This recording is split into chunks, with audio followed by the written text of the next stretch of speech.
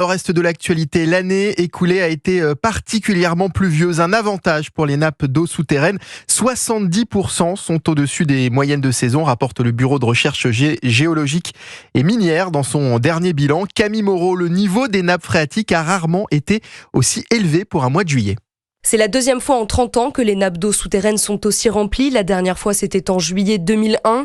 Grâce à cette situation exceptionnelle, les habitants du Sud, habituellement concernés par la sécheresse, ont pu profiter d'un mois de juillet sans presque aucune interdiction, précise Yolène Bolt, hydrogéologue au Bureau de recherche géologique et minière. Cette année, la situation est bien plus favorable que l'année dernière, puisque l'année dernière, il y avait des restrictions d'eau, il y a eu même des coupures d'eau potable. Cette année, on voit beaucoup moins de restrictions d'eau et il n'y a quasiment pas de coupure d'eau potable. Les nombreuses pluies tombées cette année, notamment au printemps, ont permis de recharger la plupart des réserves souterraines. Cette année, seuls 17% des nappes phréatiques sont en dessous des normales de juillet, alors qu'elles étaient 72% l'an dernier.